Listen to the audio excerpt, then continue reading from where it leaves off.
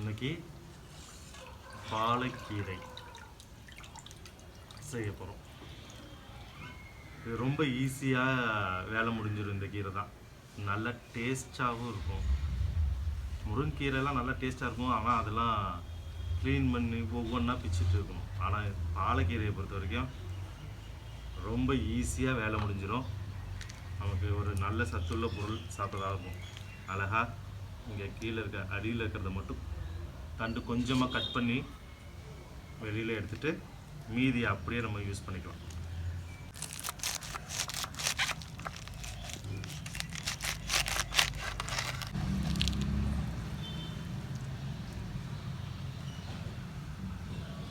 இதில் இது மாதிரி பழுத்ததெல்லாம் சில இது இருக்கும், அதெல்லாம் பார்த்து எடுத்துருங்க.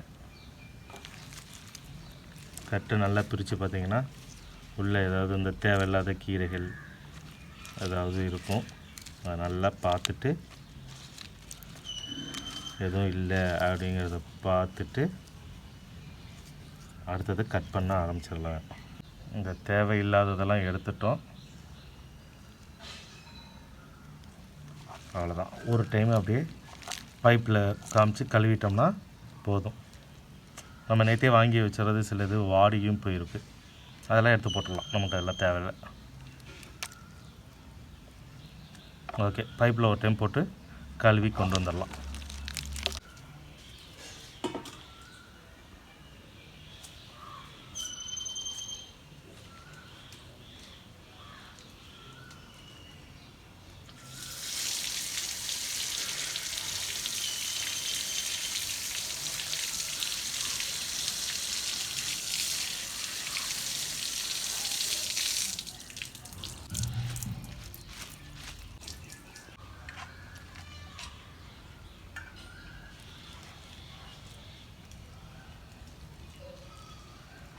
இப்போ நம்ம கீரையை நல்லா கட் பண்ணிட போகிறோம்.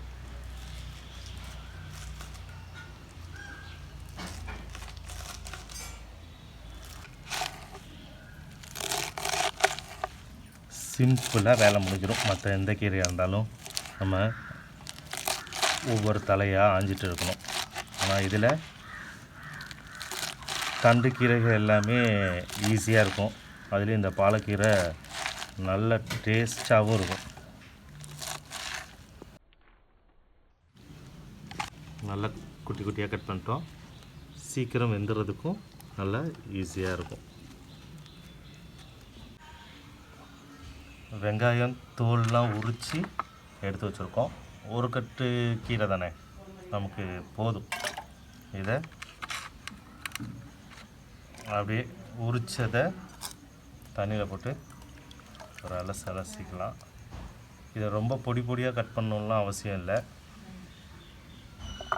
சின்ன வெங்காயம் தான் நம்ம எடுத்துருக்கோம். சும்மா கொஞ்சம் பெருசாக இருக்கிறத மட்டும் அப்படியே ஒரு 2-4 கட் பண்ணி விட்டுடலாம். சின்ன வெங்காயம் போட்டோம்னா நல்ல டேஸ்ட்டு கிடைக்கும், அதுக்காக தான் நம்ம இந்த சின்ன வெங்காயம் எடுத்துருக்குறோம். அடுத்தது பூண்டு, இதில் தோல் உரித்து எடுத்து வச்சுக்கலாம்.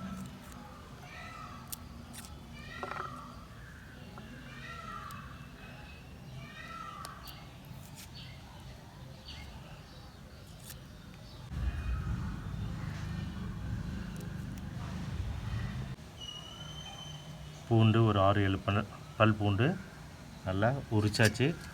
இப்போ நல்லா தண்ணியில் போட்டு கழுவி எடுத்துக்கலாம்.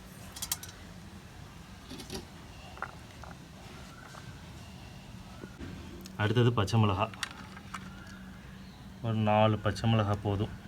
அதையும் நல்லா கழுவிக்கலாம். காம்பை மட்டும் எடுத்து போட்டுடலாம்.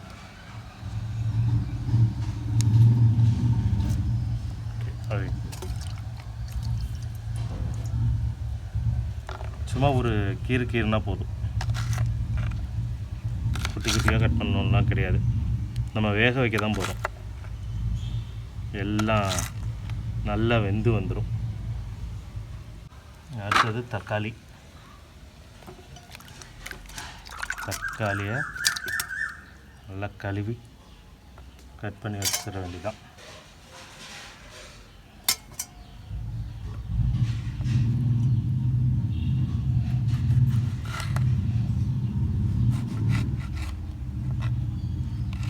நடுவில் இருக்கிற இந்த காமை மட்டும் எடுத்து வெட்டி போட்டுடலாம். அந்த தண்டு மாதிரி இருக்குல்ல, அது வெட்டி அதை மட்டும் ஒதுக்கிடலாம். 2 தக்காளி போதும்.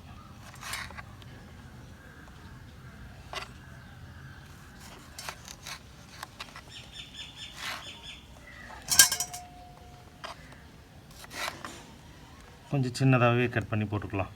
ஏன்னா நம்ம குக்கரில் இன்றைக்கி செய்யலை, அடுப்பில் பாத்திரத்தில் இங்கே வெளியில் வச்சு செய்ய போகிறோம்.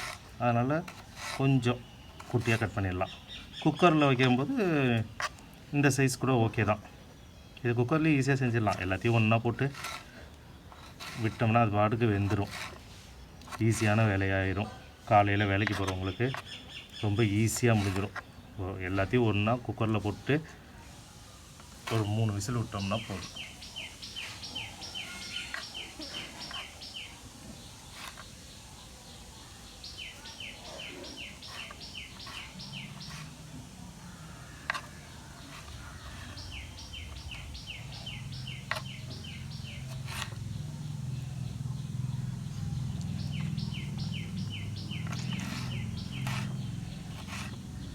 அவ்வளோதான், கட் பண்ணி வச்சாச்சு. சின்ன வெங்காயம், பூண்டு, பச்சை மிளகாய், தக்காளி, அப்புறம் இந்த கீரை, இது எல்லாம் போட்டு ஒன்றா தண்ணியில் வேக விட போகிறோம். பூண்டையும் கொஞ்சம் சின்னதாக கட் பண்ணிக்கலாம். நீல வாக்கில் கட் பண்ணலாம், பொடி பொடியாக கட் பண்ண தேவையில்லை. பொடி பொடியாக கட் பண்ணோம்னா நல்லா மசிஞ்சு வராது. கொஞ்சம் பெருசாக இருந்துச்சுன்னா வேகும்போது நல்லா மசிஞ்சிரும். குக்கரில் வைக்கும்போது இன்னும் நல்லாவே மசிஞ்சு வந்துடும். ஒரு 3 விசில்லாம் விட்டோம்னா நல்லா மசிஞ்சு போயிருக்கும். சாப்பிடும்போது சூப்பராக இருக்கும். ஓகே, எல்லாத்தையும் இப்போ நம்ம சட்டியில் போட்டு வேக விட போகிறோம். ஓகே, வாங்க. நம்ம காய் கட் பண்ணும்போதே அடுப்பை பற்ற வச்சு தண்ணி கொஞ்சம் ஊற்றி சுட வச்சிட்டோம். இப்போ நேற்று நைட்டு ஊற வச்சது பருப்பு, காலையிலே கூட ஊற வச்சுக்கலாம். நான் வேலைக்கு போகும்போதெல்லாம் நைட்டே ஊற வச்சுருவேன். காலையில் ஸ்கூலுக்கு கிளம்பி போகிறதுக்கு டைம் இருக்காது அப்படிங்கிறதுக்காக நைட்டே ஊற வச்சுருவேன். அப்போ தான் எனக்கு கரெக்டாக இருக்கும் ஸ்கூல் போகிறதுக்கு.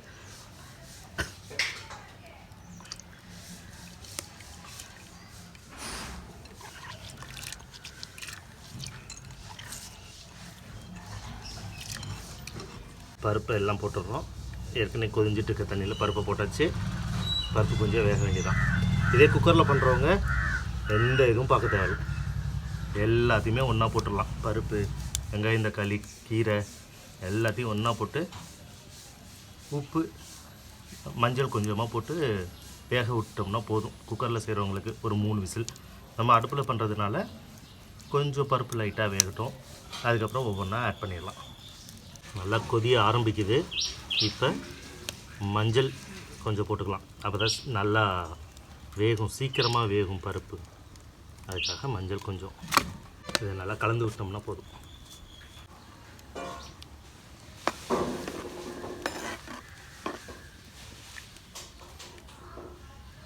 ஓகே, இன்னும் கொஞ்சம் சூடு ஏறினதும் எல்லாமே போட்டு வேக வச்சிடலாம். நல்லா பருப்பு நல்லா கொதிஞ்சு வர ஆரம்பிக்குது. நம்ம நைட்டே ஊற வைக்கவும் இங்கே பாருங்களேன், அப்படியே இந்த முளை கட்டினதுன்னு சொல்லுவாங்களே பருப்பு, அது மாதிரி அப்படியே அந்த முளை கட்டி இருக்கிறதெல்லாம் சின்ன சின்னதாக இருக்கிறதெல்லாம் நல்லா பிரிஞ்சு வந்துட்டு இருக்கு. முளை கட்டி சாப்பிட்டாவே நல்ல சத்து தானே. அதில் பாருங்களேன், அப்படியே அந்த முளை கட்டினது மாதிரி சின்ன சின்னதாக வந்திருக்கு. பருப்பில் பார்த்திங்கனாலுமே நல்லாவே தெரியும். இந்த இடத்துல எல்லாம் பாருங்கள், அந்த முளை கட்டி இருக்கிற மாதிரி இருக்கிறது நல்லா வந்துட்டு இருக்கு. இப்போ நம்ம கட் பண்ணி வச்சுருக்கிற வெங்காயம், தக்காளி, பச்சை மிளகாய், பூண்டு இது எல்லாத்தையும் ஆட் பண்ண போகிறோம்.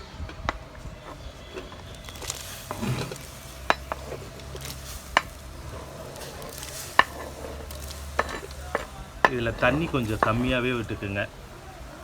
குக்கரில் பண்ணுறவங்க கரெக்டான அளவில் கொஞ்சம் கம்மியாக வச்சுக்குங்க. தண்ணியை கொஞ்சம் நிறையா மூழ்கிற அளவுக்கு குக்கரில் வச்சுட்டிங்கன்னா அப்படியே தண்ணியாகவே வந்து நிற்கும். ஏன்னா நல்லா வெந்துடும், தண்ணியாக வந்து நிற்கும். அடுப்பில் வைக்கும்போது கொஞ்சம் தண்ணி நிறையா இருந்தாலும் கொஞ்சம் ரொம்ப நேரம் எரிய விட்டுட்டு உட்காந்துருக்கும்போது கொஞ்சம் சுண்டிடும்.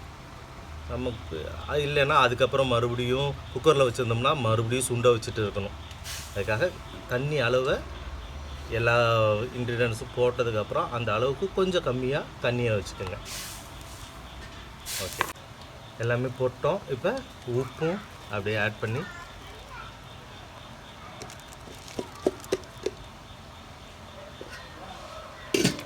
ஒரு கிண்டி விட்டுட்டு நல்லா கொதிக்க ஆரம்பிக்குது. ஒரு கிண்டிட்டு ஒரு 2 நிமிஷம் மூடி வச்சுருக்கோம்.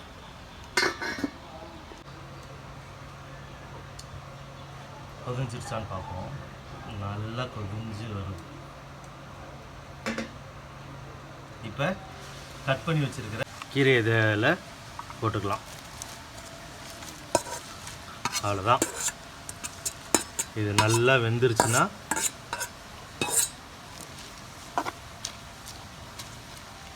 பாலக்கீரை ரெடி ஆயிரும். அவ்வளோதான். குக்கரில் வைக்கிறவங்களுக்கு எந்த பிரச்சனையும் கிடையாது. ஒன்றா எல்லாத்தையும் ஒன்றா போட்டு வேக விட்டிங்கன்னா சூப்பராக ரெடி ஆகி வந்துடும். நம்ம விறகு அடுப்பில் சட்டியில் வச்சு பண்ணவும் ஒவ்வொன்றா போட்டு கொதிய விட்டுட்டு இருக்கிறோம்.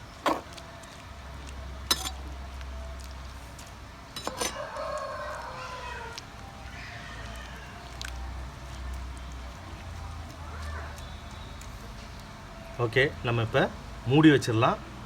நல்லா வேகட்டும்.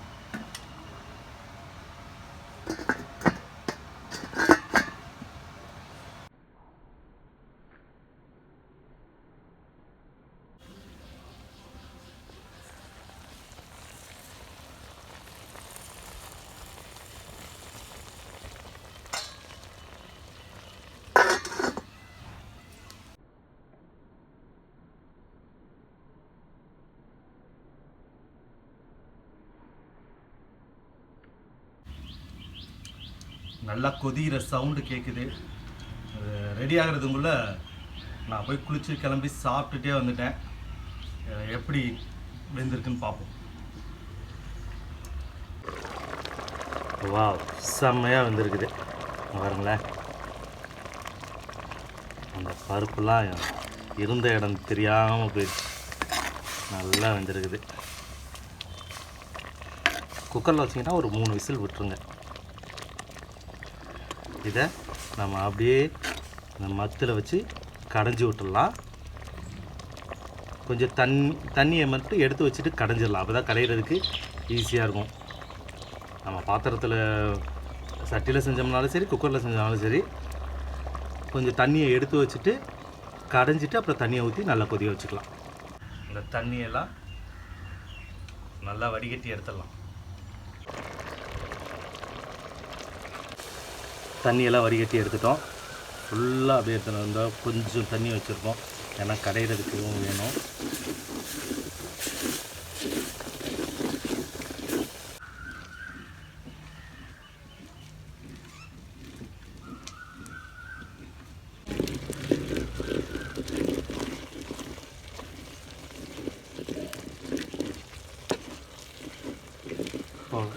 எல்லாமே நல்லா கடைஞ்சி விட்டாச்சு.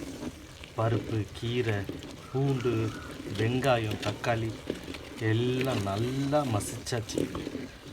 அவ்வளோதான். இப்படி வச்சுருந்தோம்னா நம்ம தொட்டு சாப்பிட்றதுக்கு நல்லாயிருக்கும். நம்ம இப்போ சாப்பாட்டுக்கு போட்டு சாப்பிட்றதுக்கு வேணும். நம்ம ஏற்கனவே எடுத்து வச்சுருந்த தண்ணியும் இப்போ ஆட் பண்ணிக்க போகிறோம்.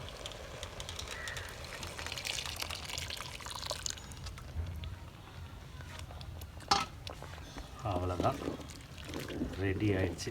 இதை சுடு சாதத்தில் போட்டு சாப்பிட்டோம்னா சூப்பராக இருக்கும். தாளிக்கிறதுக்கு எண்ணெய் சுட வச்சாச்சு. நல்லா எண்ணெய் கொஞ்சம் சுட்டோன்னே கடுகு போட போகிறோம். உளுந்தம்பருப்பு, வரமிளகாய், பெருங்காயத்தூள், சீரகம், கருவேப்பிலை நல்லா ஃப்ரெஷ்ஷாக இருந்ததை பிச்சு கழுவி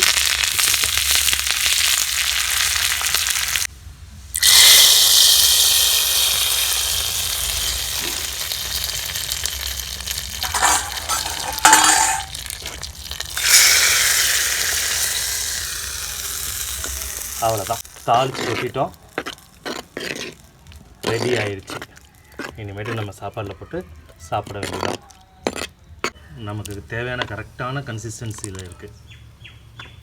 நல்லா சாப்பாட்டுக்கு சுடு சாதத்துக்கு போட்டு சாப்பிட்றதுக்கும் சரி, அப்படியே தயிர் சாதம் வச்சுருந்தோம்னா அதை வச்சு அள்ளி சாப்பிட்றதுக்கும் சரி சூப்பராக நமக்கு ரெடி ஆகிருக்கு.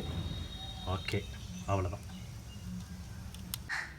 நம்ம காலையில் ரெடி பண்ண பாலக்கீரையை இப்போ சாப்பிட போகிறோம்.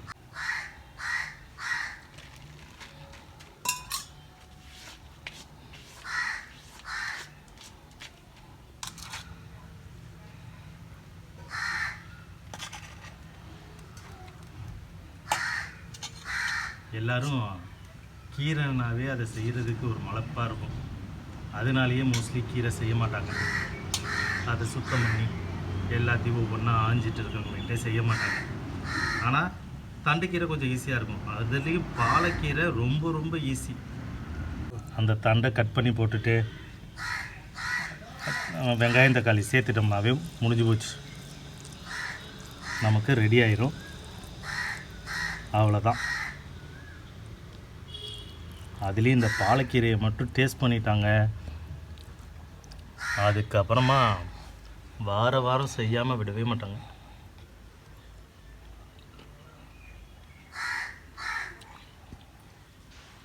செம்மையாக இருக்குது. நம்ம இத்தனைக்கும் உப்புலாம் செய்யும்போது டேஸ்ட்டு கூட பண்ணி பார்க்கல. கரெக்டாக இருக்குது. உப்பு, புளிப்பு எல்லாம்.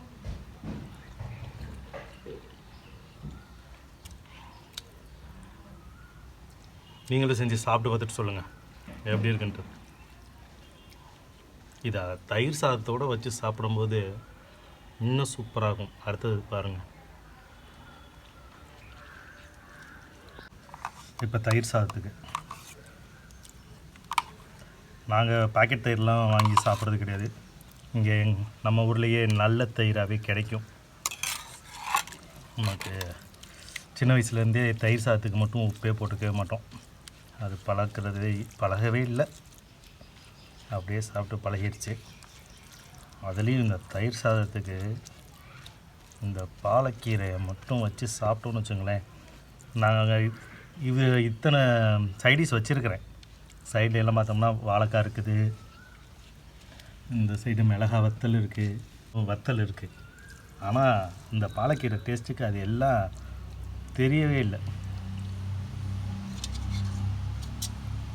இதை மட்டும் வச்சு தொட்டு சாப்பிட்டோம்னா, தொட்டெல்லாம் சாப்பிட தோணாது. இதை வச்சுருந்தோம்னா இதை எப்படி சாப்பிட்றோமோ அதே மாதிரி அள்ளி தான்.